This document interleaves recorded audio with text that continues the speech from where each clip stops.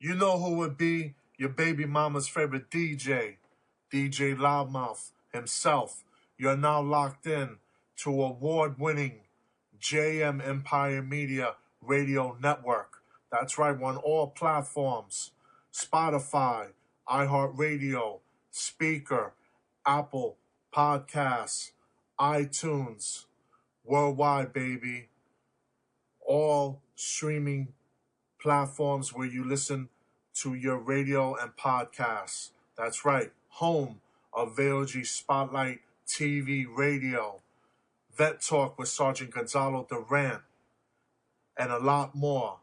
The number one platform for independent unsigned music artists worldwide.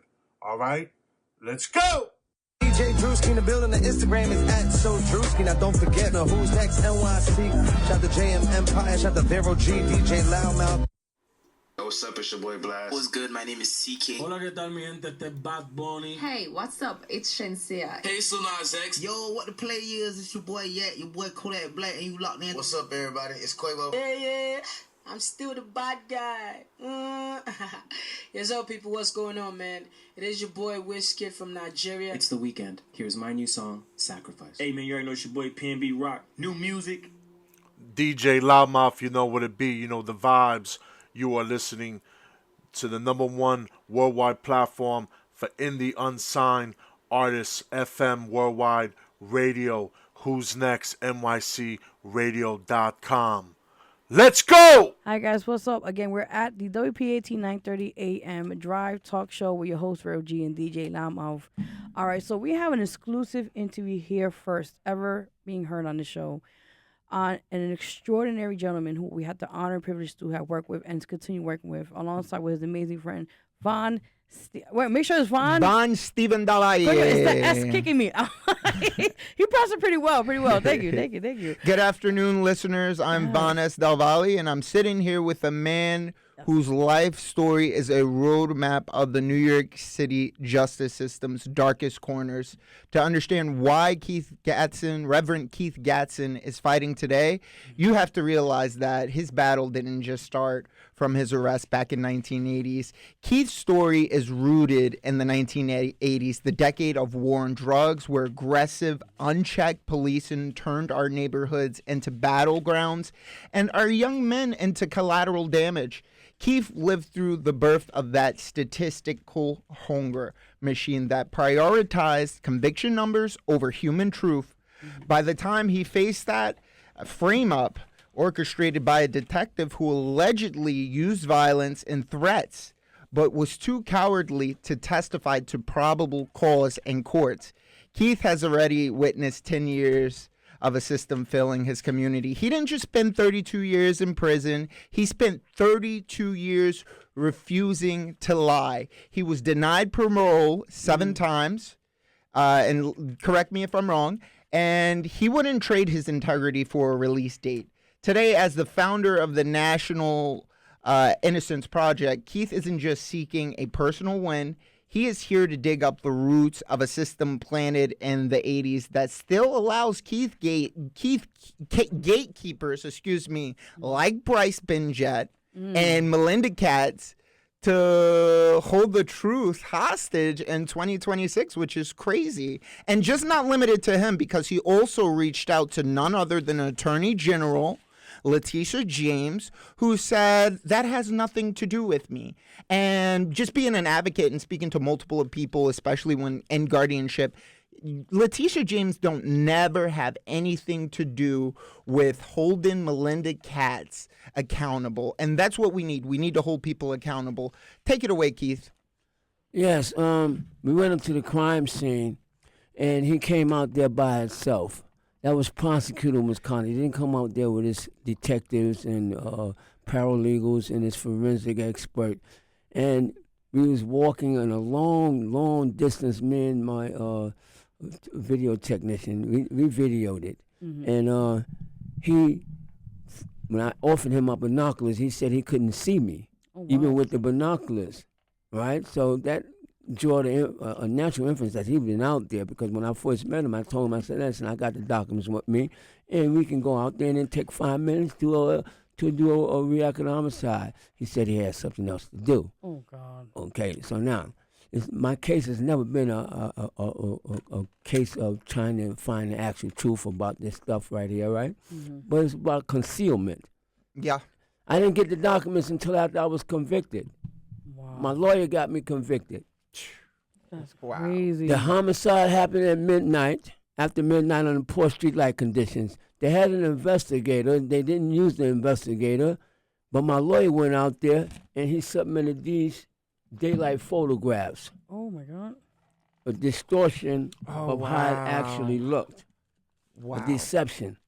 And so she had actually told this prostitute who they got, that she made a deal with, she told one homicide detective that she didn't see anything. See that, man? Right. And quickly, what date was this? When did this crime actually occur? Wow. It happened in 1985. And they had a camera with a light. They had this is a trial transcript right here. And they had a camera with a light. Either one of the lawyers actually view it. When I asked for it, they certified my entire case file was lost.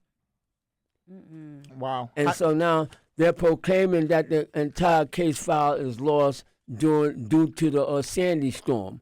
They keep using the Queens District Attorney when you got exculpatory evidence and stuff like that to prove your innocence, right?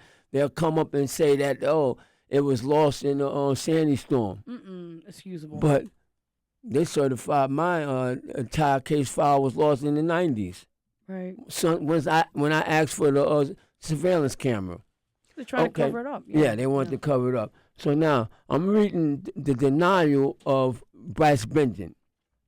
As it says, as part of the CIU's investigation, we sought to conduct both DNA testing and new fingerprint comparisons that might corroborate Mr. Gadson's claim. He didn't ask me. I got the fingerprint report, and all three of us that was arrested, our fingerprints was negative. Oh my gosh, this is Right? crazy, man. And then he says that he's lying.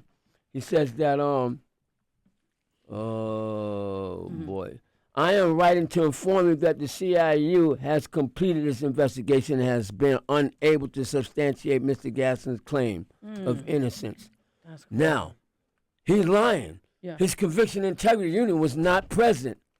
He excluded them. He premeditated my denial. That's terrible. We Wow. went through that experience That's ourselves. prosecutor misconduct and obstruction of justice. He's supposed to have detectives there and paralegals and other investigators there at the crime scene. So now, I'm going to read an excerpt from my lawyer. He says, persons of interest in strategy and federal government.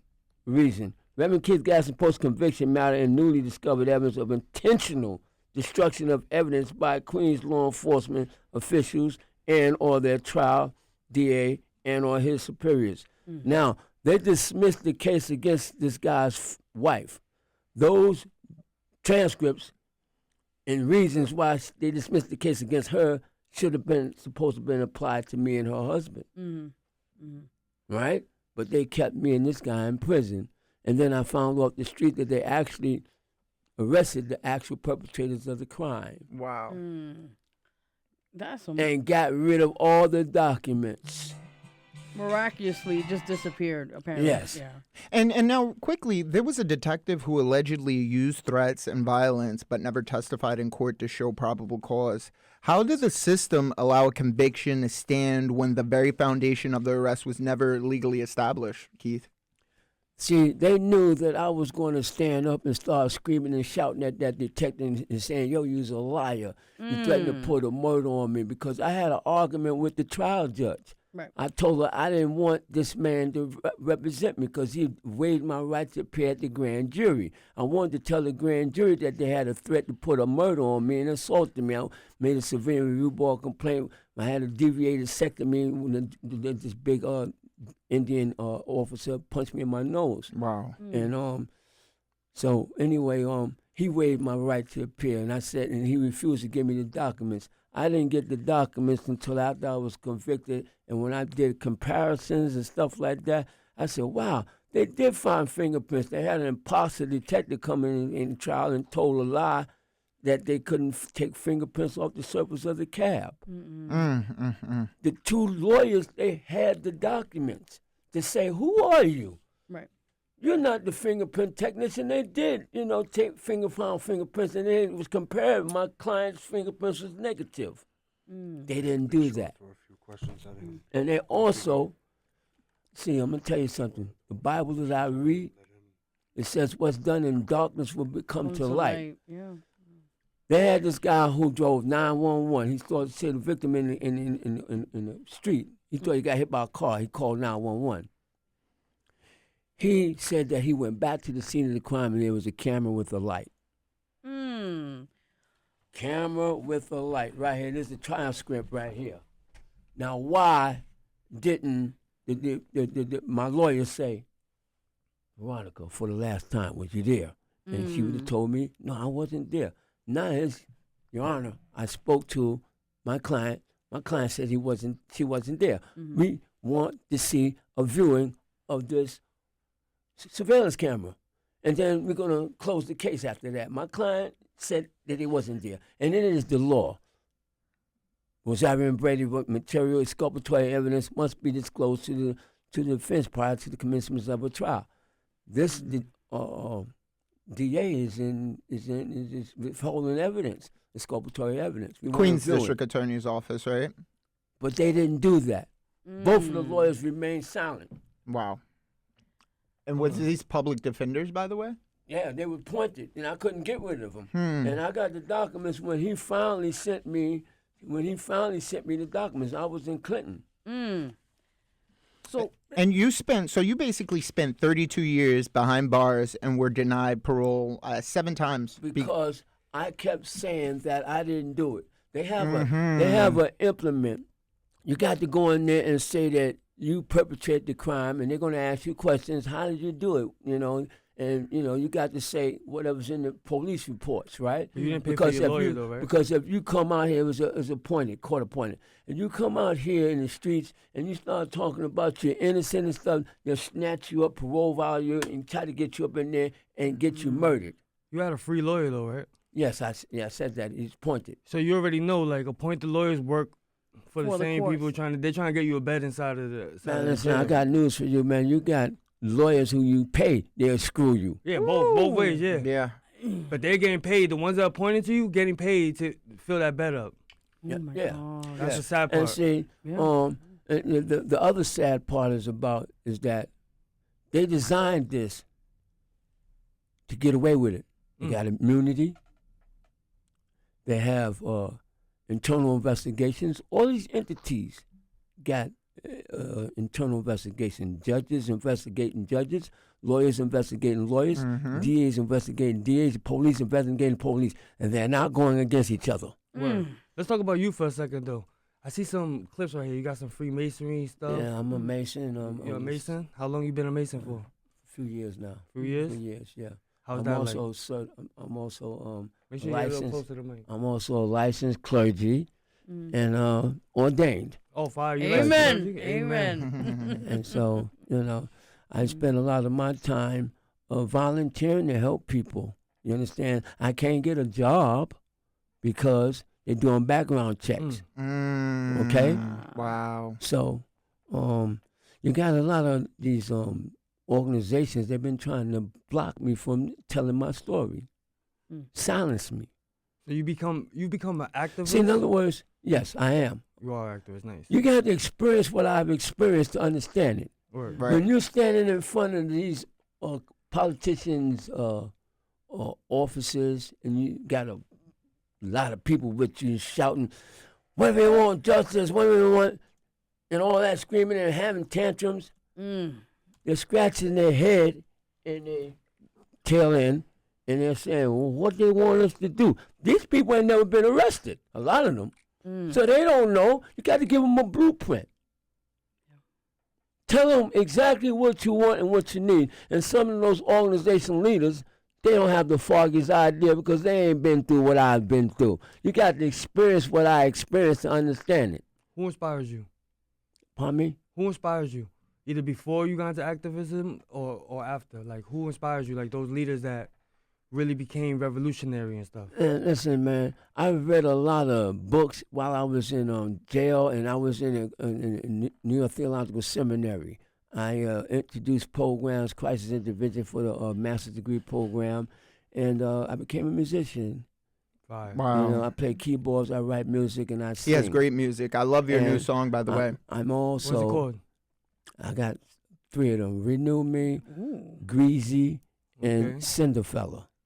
Because see, they beat me up. The correction officers beat me up, throw me in a box. They took my keyboard for 5 years, and at the hearing, they said I was using my music in art to escape prison. The superintendent had told them not to give inmates recommendations for the parole board. I had a clean slate, no problems, and I got 37 recommendation letters. When I submitted them to the parole commissioners up north, it came in the library and jumped, get up against the wall, blah, blah, blah, blah. And they took my keyboard for 5 years. I was in a cell with a guy, right? And they gave me a year.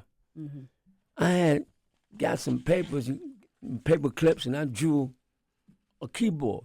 And he was up in Bunkie, right? And I'm down there playing this thing.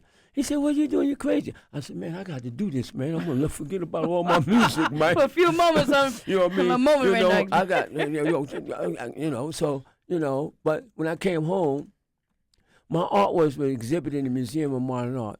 Wow. PS1 in Long Island City. 6 of them went to a jiu-jitsu conference in Washington, D.C. I couldn't go. I was on parole. And a few of them was published in a book by the Fortune Society called Voices of 2020.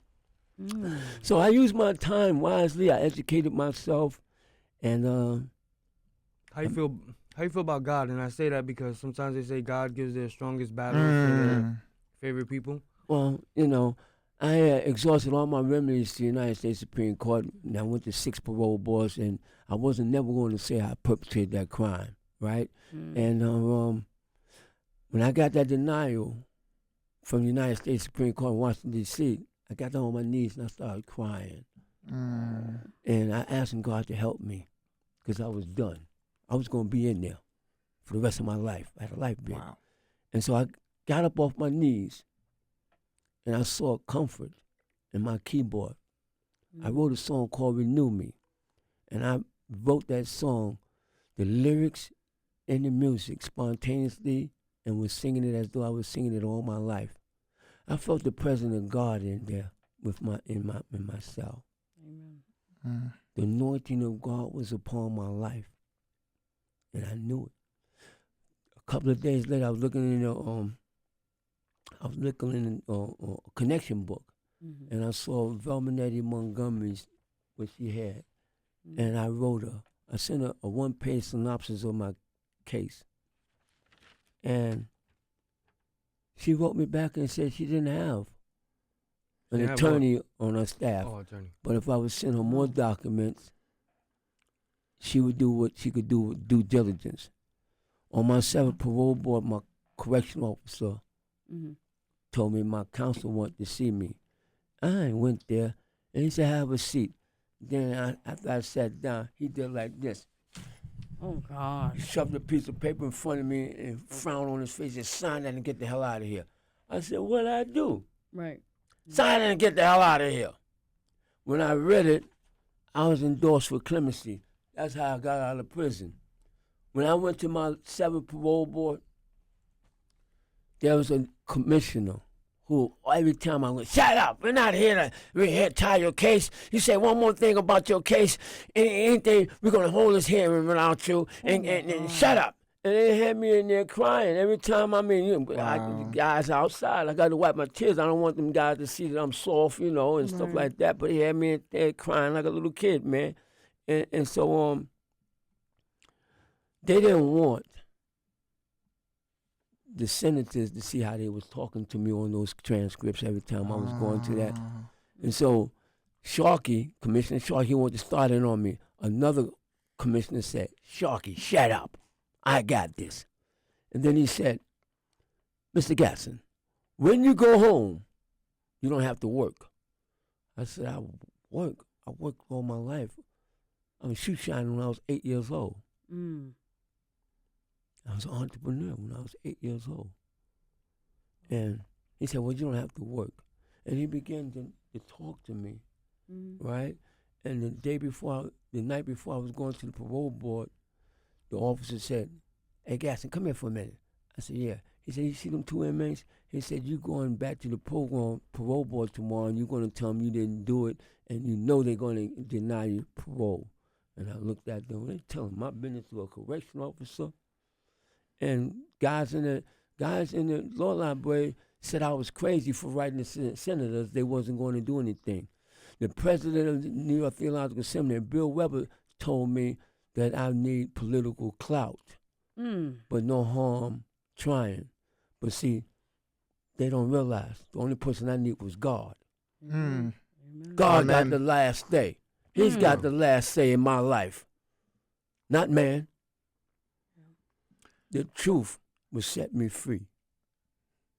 Why did they steal all the documents pertaining to the case? Why did this man come at the crime scene by himself, the DA?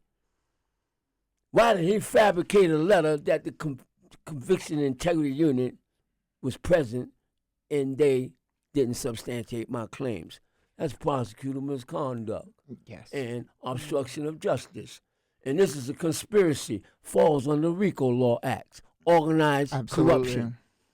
Organized corruption. Letitia James is involved because she's looking at it and looking the other way. She's just as guilty as the people who kidnapped me off the streets. They maliciously prosecuted me. And Melinda, and I just want to point out that Melinda's CAT CIU has vacated dozens of cases, but there are almost exclusively linked to a small list of bad apples in the NYPD who have already been publicly disgraced.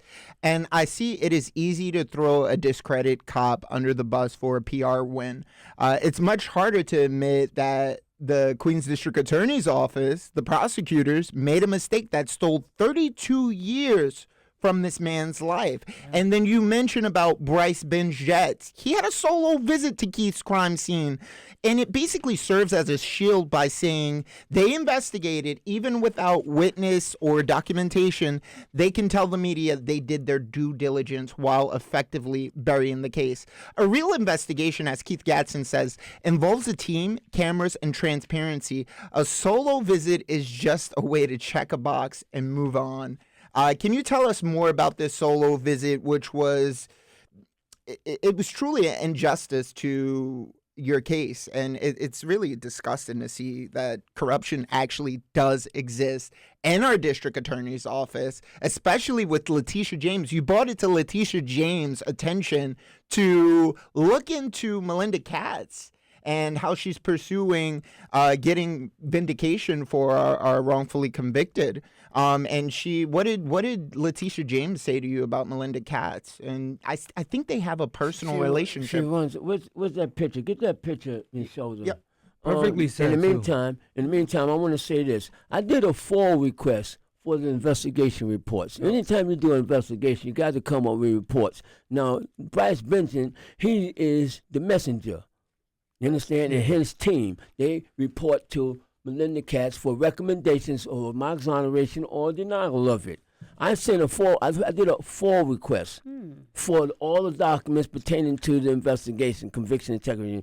He says right here, I'm reading August 22nd in response to my FOIL request. What we see in the picture real quick? Yeah. Okay, this For right people here. that can't see it. Yeah, This right here. This is a picture of Melinda Katz in red and black, and Letitia James in black and red. And but it's not by chance. Not by chance they wearing the same outfits. They're calling each other and saying, well, you know, we're the baddest female crime fighters, and we need to go in and dress the same. Let's go shopping. You understand? And Bryce Benson is in the corner of this picture right here. This is the guy who he's got to report to Melinda Katz. So now, in my FOIL request response, this is their response. It says, you further ask for Benjamin's memorandum of the crime scene investigation, but again, this office does not have any such memorandum, and in fact, according to ADA Benjamin, no such memorandum was ever created. He couldn't do it because he lied. He said the conviction integrity unit was present at the, the crime scene. Man, how you gonna get away with that? Is this what we pay taxes for? I do want to butt in real quickly on this. A few questions. One is, now that you're going back, and the reason why you're doing this now is to clear your name, right? And of course, well, that like you said quickly, Vaughn mentioned 32 years being in prison. It's just your story is phenomenal because you're touching a lot of people's lives right now. Yeah. And just to add to that, what you mentioned, you also want you want to clear your name, but also aside to that, you want to add to those who add to your story, who incriminated you for all these years. Don't you want to do this? You know what you just mentioned? Justice. You want justice back for those who did wrong to you and did basically hidden the evidence, and basically you want them to pay back what they did to you for all those years. Is that correct? This is not just a wrongful conviction where they make a mistake. Right. They normally use perjury. This woman had 5 kids, and she had a pending drug trafficking case. She was on life probation for drug trafficking.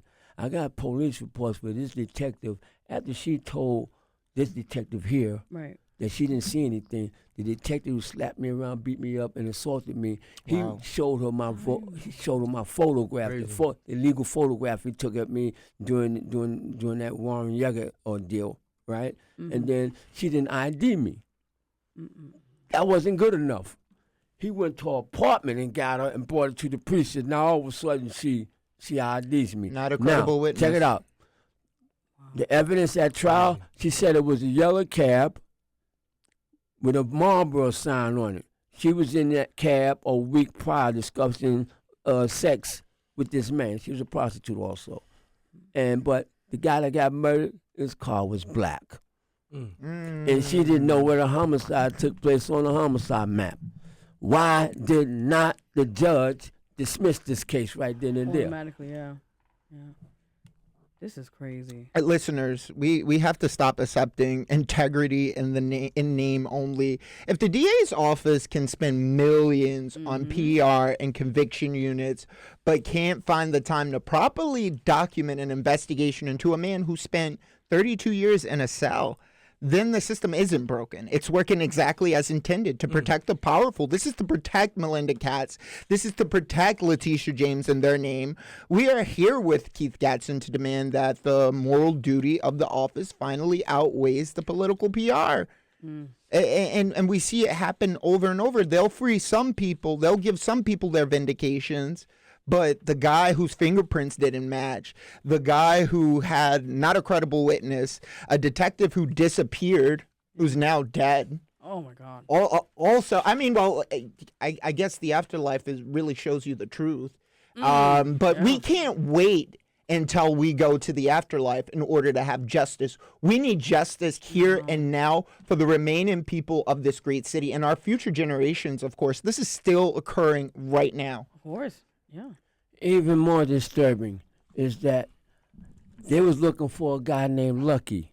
Lucky is sitting right next to me. Lucky got lucky. Lucky got lucky. He's sitting next to me, and they're saying that this guy right here, this guy at the end, right? His name is William Bradley. No. These are people all holding numbers. Oh, no. No. Oh, my God. His nickname was Butch. These photos are so heartbreaking. This man told me who perpetrated the crime. I sent a letter to John Santucci and told him, yo, man, check these fingerprints with these individuals. And during the course of the crime, they described a woman with the black pants and a red vest. I knew who that was immediately. Was that standing at the crime? And they was out there robbing tricks. They're from Detroit. Wow. Oh, wow. Fugitives from a homicide. So who got killed? The Trick? Yeah, the Trick got tricked. He got murdered, yeah. He got murdered. Wow. The John, they call him, huh? Yeah, they call him a And John. you the only one that had to pay for all this? No, me and the other guy. Me and William Bradley died in jail. He couldn't take it anymore. He was sick. And the mental anguish just came down and just knocked him down. Now, this guy was a big, strong dude. I mean, he did a bit prior to that, 5 years, he told me, and the arms was humongous. When we was up in Queen's house, he was lifting 315 like it wasn't nothing. Oh my God. I played basketball. Wow. He said, "You want some of that?" I looked at him, man, she's crazy, man. You know what I mean? But he was strong and big, right? And we had separated. When I saw him, he was thin as I am right now, thin. And I felt so sorry for him, you know. And I said, "Don't worry, man. You know, we're gonna just hold in." But he died. And the other thing is that the district attorney said he would open a statement. He was going to have his wife come and testify against me and her husband. But she had gave him an affidavit saying that they wasn't friends of mine and they didn't see me on the night of the homicide and that her husband didn't have anything to do with it. She told the DA that. They dismissed the case against her, and obviously they checked the fingerprints with the woman I told you, right? Yeah. And they said, yeah, okay, let's get her pimp, and lock them up, and let's get rid of all the documents and keep these two black guys in jail. And dismiss the case against her. Now, I got documents and transcripts where the district attorney is telling the judge that this woman that dismissed the case, oh no, she was a participant. She set this up, blah, blah, blah, blah, knowing that they dismissed the case against her. Oh my goodness. And lied and said that he was going to have her come and testify. He wasn't going to have her testify because she would have been a hostile witness. You locked my husband up and I blah, blah, blah, blah, blah, blah. Too much money in the prison system. Man, a lot of money. And it's true, man. You know, me and this guy, I went to trial with. We didn't like each other. Me and him had a fight on Rikers Island. Yeah. How was that? Yeah, he get on the phone. He talking about he talking to his girl, his wife. Man, here come this punk mother so and so now. Blah blah blah blah. So he didn't know I was on the other side. I was the house game captain. Push-ups. You gotta do, man. I'm getting ready. Because he's a big dude, right? Only the strong survives. So when we got, he said something to me in the hall one day. I grabbed him by his shoulders and yanked him to me. And I had my knees going up and down in his groin. And he tried to grab me out and grabbed him by the shoulder. And grabbed him by the police was coming. I grabbed him and flipped him. Oh, my God.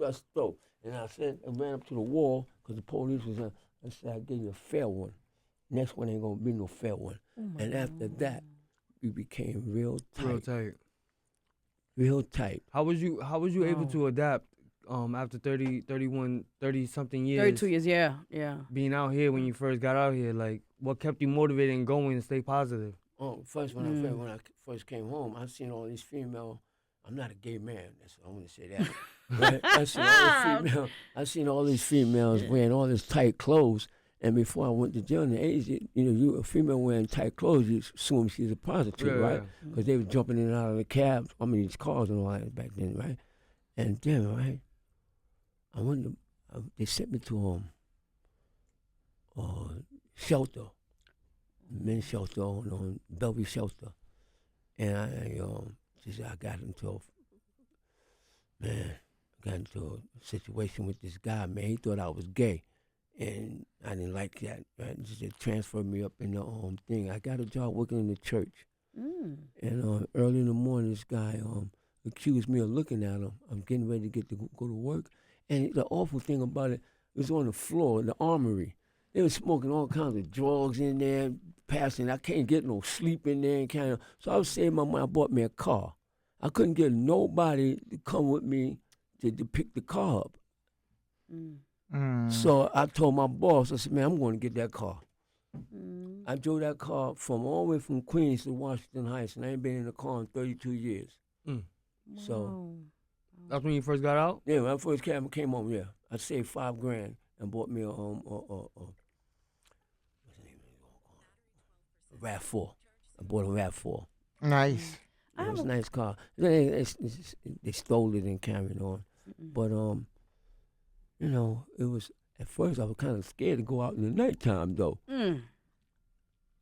Yeah. So I want to bro. Keith, I want to ask you about this because Melinda Katz had a baby with Curtis Lewa, who just recently ran for mayor, and you spoke to me. So you reached out to Curtis Lewa for strategic reasons. Despite being a Republican, Lewa has long positioned himself as a man of the people and a critic of the Queen's Democratic machine.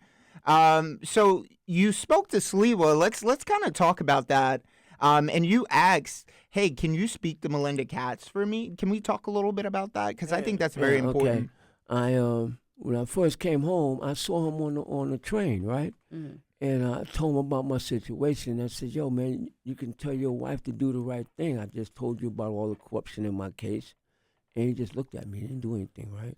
Mm. So that's meeting one, by the way. Go ahead. A few years later, he's running for mayor. And I took some pictures in Coney Island with him, and I spoke to him again. He told me about it. I'm like, he's going to be there. Yeah. Somebody told me that he said, I'm not going against my wife for that nigger. That's the came back to me. Someone told me that. I'm not going to say who said it, but someone close to him, and told me that, right? Put in the comments who said that. No, I'm joking. Oh. Hello. Anonymous. And so, I mean, I had an argument with my childhood homeboy. When I told him, I said, yo, man, I was happy that I met him, right? My first time I met him. He said, oh, man, he ain't going to help it, man. That guy is racist, blah, blah, blah, blah, right? And so I stopped speaking to my childhood homeboy because of that. Mm-hmm. You know, I said, man, at least you could say, I hope he helped you, but I think, but the way he was harsh, man, that dude ain't going to help you, blah, blah, blah. And so I stopped talking to my childhood homeboy. We lived in the same building, man. And he's go to PLL together. I know his whole family and all that. Anyway, you talking about Curtis that just ran for mayor? Yeah. And I noticed that in his organization, he didn't have no blacks in there. Those dark-skinned Hispanic people. What do you think about the Guardian Angels and all that? Well, I think they served a good purpose. I think so, really do. Even though you didn't have any blacks in there, you know what I mean? But they did serve some. They was helpful. They're doing good things. Helping old elderly people across the streets, and helping them, walking with them, going home with them. Making sure they're safe and stuff like that. Patrolling the train stations and all of that, carrying on. Yeah, but I don't know why. I thought, being that he had his wife's ear, that he could talk, man, why don't you do the right thing? It's not going to harm anybody. I can't harm nobody. All those people who did this grimy stuff to me, this vile stuff to me, they're deceased. Yeah. They're deceased. I can't hurt nobody's career or nothing. Why you don't want to bow down and say and concede, yo, man, they did you dirty, man. Yo, man, we're going to vindicate you, man, upon the evidence that you have. But see, I'm going to tell you something. You have to experience what I've experienced to understand it. You got I've been to all these rallies and with the senators and all that. And these people don't know what's going on. They ain't experienced what I've experienced. But they want to silence me. I know what the real deal is. You need to eradicate qualified immunity. You need to eradicate internal investigations. You need to do some real giving them an opportunity to go to jail. You understand what I'm saying? Let them see what it's like. Then take their pensions, dig up in their pockets. No more free representation from the Attorney General. And there's another thing. When you're in prison, they got a UCC law that an inmate can put a lawsuit against a lawyer, a correction officer, and put a lien on his property and all that kind of stuff. They catch you with that law in your cell, they beat you up. They beat you up, man. They beat you up, man. And if you try to sue one of them, they'll kill you. Oh, my God. Wow. You know what I mean? And tell your family for the next 30 years we're investigating every time they call. we found your son like this. And so they've been getting away with murders for years. I used to tell them young boys, man, you better chill out, man. You better chill out. Because jail was real. Because they will murder thing. you up in here, man. You gotta understand that. They got the medical examiner up there, there's family. They got the sheriff up there, his family. They got everybody's connected. Everybody's connected. I remember they closed down Arthur Kill. They had sent some black officers up to Comstock. And that's one of the prisons up there that you were in, right? They set a black female up and she got raped in the parking lot by correction officers. Yeah. When I was in Sing Sing, Officer Bird, this officer told Bird to cut out. He said, no, I ain't cutting out. He got an inmate and get lock him up. So they got him, took him in the back and started beating him up, right? And then Bird snitched on him. They cut his car tires up in the inside of his car too. Yeah, man, they vicious, man.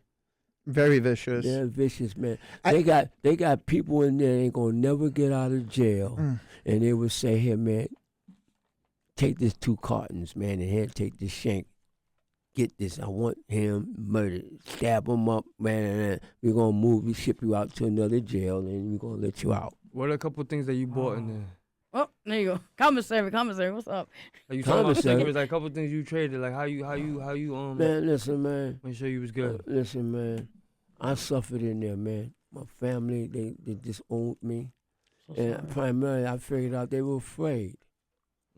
They were afraid that if they came to visit me and they found out who they were, the Caucasians was going to murder them in retaliation. I didn't get any visits from my family in 32 years. Wow. That sucks. I got one visit from them. I was an opera singer. Unbelievable. Well, can I just add another question too? What's the connection with you with the Innocence Project? Well, I went to the Department of Justice. They were supposed to refer my case to the Innocence Project, and they got some people up there. They'll block you. They ain't trying to help you either. A lot of these agencies. I went to a wrongful conviction event with this district attorney. What's his name? Brad. Inspector General was there, and I spoke with a director within the Innocence Project about my situation and telling her about the corruption and all of that. And she said to me, "I'm sorry that happened to you," and walked away. Wow. As opposed to saying, "What's your name? Give me your name. I'm going to look into this for you." Nah, they ain't did that. They ain't did that. I've been to all those organizations, and I've been asking them, "Yo, man, please go and find that sold out witness. She can recant her testimony, man. She ain't seen no homicide." Before she testified, they asked for a 15-minute recess. Me and this guy, William Bradley's handcuffed, going back to the detention, holding pins. I observed them unhandcuff this woman, and Detective DeLuca, the one that framed me, he says, "That's William Bradley, and that's Keith Gadson." He pointed us out to her. We asked for a mistrial. Oh my God. And she still got our names wrong. Oh my! That what does that tell you? And look, and at the grand jury, look at the grand jury, man. She's talking about first names and last names and all that. There's just a lot of sharply conflicting stories that were told.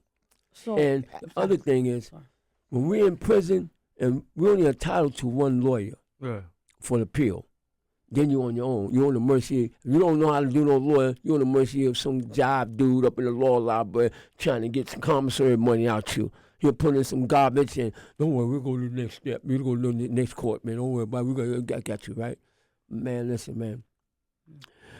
What I understand about this thing is, when we put our documents in court, You got a judge, you got a law clerk, and you got the DA. They're working all together. And they're twisting your arguments around. They twist my arguments around. I'm talking about an orange. They say I'm talking about a lemon. And using spurious case law to back up what they're talking about. Now, this guy, Bryce Benton, he is so bold to come out there on the crime scene. He already got a judge lined up to go along with whatever he say. Wow.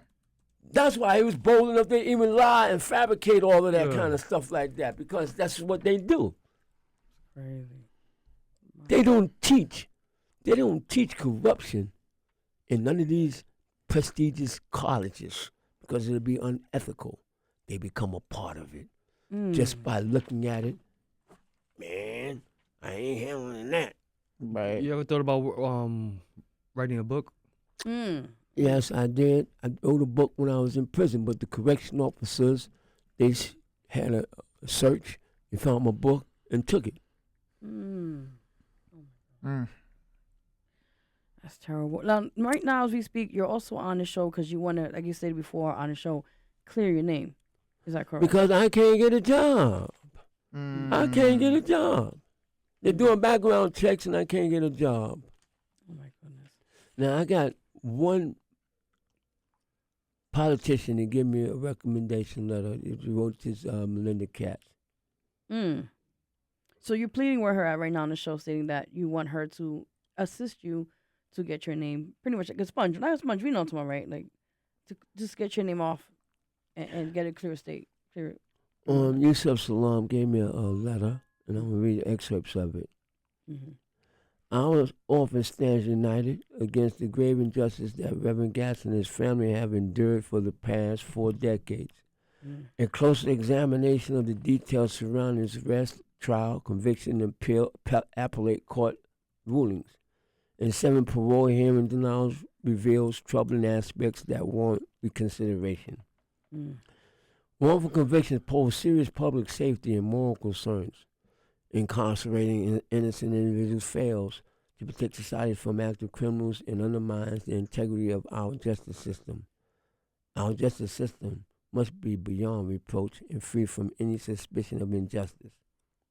We urge you to review Reverend Gadson's case with integrity and fairness. We believe that a decision to exonerate Reverend Gadson would be a commendable act of justice. We deeply appreciate and support your efforts to ensure a fair resolution to this matter. And then he started off, he says, as concerned elected official and citizen supporter, we have examined the new evidence and believe it strongly suggests that Reverend Gadson's indictment should have been dismissed at the time, especially considering the dismissal of an alleged co-defendant indictment. So if you just tune in right now, whosnextnycradio.com. Listen, guys, listeners, Keith Gadson, everybody, we are here, I'm not sure if anybody's familiar with Operation 3 Crowns. It's currently being conducted as a high-level intelligence operation. Moving past the point of asking for justice, we are now presenting the evidence that the system has been compromised since the 1980s. We are pulling the mask off. Remember that Future song, Mask Off? 3 distinct crowns of power in New York that have functioned as a closed-loop system to silence the vulnerable and protect the connected. Crown 1, who's that Crown 1? The Queen's DA. Prosecutorial intel. The Queen's machine has utilized a gatekeeper protocol by having Bryce Benjet conduct solo undocumented visits to crime scenes. The office creates a black hole where evidence of innocence goes to die. Now, the Keith Gadson case, our intel shows that around in the 80s, the arresting officer was shielded from testifying to prevent the public from hearing about the assault and lack of probable cause. We demand the immediate release of the unredacted arrest file and a public accounting of all solo visits conducted by this so-called CIU. And who's our crown too? The Attorney General, who has the state oversight intel, right? We are tracking the disconnect between high-profile watchdog actions and the eternal silence of Assembly Bill 98. If Letitia James want the benefit of the doubt for her own property transactions, you see what happened with her. She's corrupt herself. She cannot lead an office that fights to keep investigation reports secret from men like Keith Gadson for 32 years. And then lastly, Crown 3, the judiciary, the guardianship RICO intel. This is basically RICO intel, and this is on a whole nother situation where we talk about ending guardianship. This involves the most sensitive crown, actual judge. We have gathered a lot of information on that, and we even got a video of Justice Lisa Sokoloff accepting a huge amount of money. Justice Lisa Sokoloff, we're up on you, okay? Operations 3 Crown is here to innovate and make sure that the people of New York are going to get justice, okay? We need an immediate federal audit of the Queen's district attorney's office, especially when it comes to our guardianship. Now, Keith, the intel shows that back in 2009 when you were fighting pro se, the state led by the Attorney General office fought tooth and nail to keep you from seeing your own investigation reports. Why is the intel so dangerous to them? They are afraid of the disaster of the integrity of their department. They're trying to protect that. When they dismiss exonerate people, most of those people are low crimes, like misdemeanors, to get the numbers up. But when you got a person like me that did decades in jail, they don't want to admit it because, first of all, they know a lawsuit. They don't want that. They ain't in that practice trying to make no black man no millionaire just like that. They're hoping I drop dead. Like my co-defendant. So I want to show this to the people. This is what my lawyer submitted to in the trial, a deception. See, it's in the daytime. Yeah. Now, this is what it looked like. And they withheld that. I saw this at the DA's office, and see how dark it is? These streets are dark. Yeah, so people that's listening, you can't really see this, but I got a thing in front of me. Oh, you got yeah on see? the live right there. Yeah, so showing the pictures. See this? You can't even see it. Yeah, we can't have that. We're gonna have to put that on the site and shit so you can see it later. It's how dark it was. Yeah. And this is the guy that we supposed to have murdered. This guy right here. Bless his soul. I had wrote his family when I was in prison and told him I wasn't the person who was involved with his and I was going to find out who did it. They found out about it and locked me up for a year and threatened me if I ever write that family again. Oh my God. They was going to keep me in jail for the rest of my life. They told me. Okay. You're tuned in right now to whosnextnycradio.com. If you have any submissions, any song submissions you want to send them now. Get free live airplay, interviews, articles, monthly subscription, fire value packs that really fire and bring a lot of value, from studio time to music video discounts and all of that. We got a lot of people in the building right now. We do. We got As for our listeners, I just want to do this, and I want you guys to help us. Can you call the Queen's DA and ask why they are afraid of public evidentiary hearings for Keith Gadson?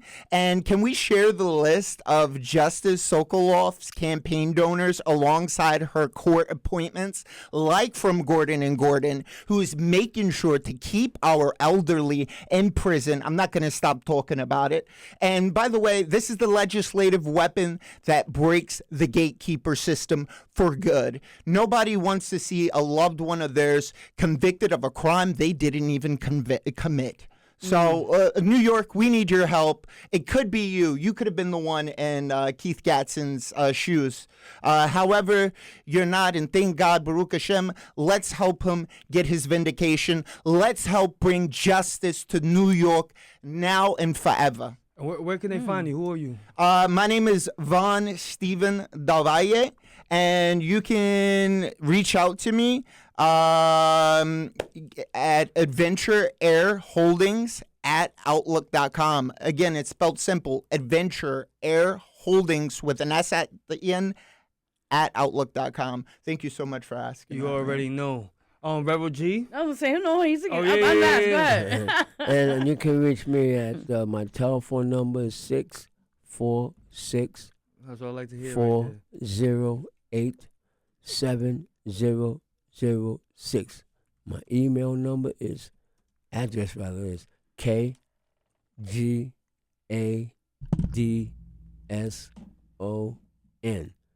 958 at gmail.com.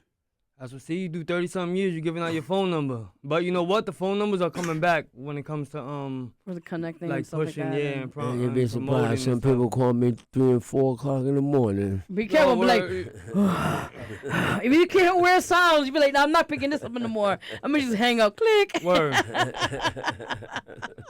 Yeah. You already know Coffee Go Radio. Mm-hmm. You got a new single, right? Yeah, With I've been real up for a lyrics. minute.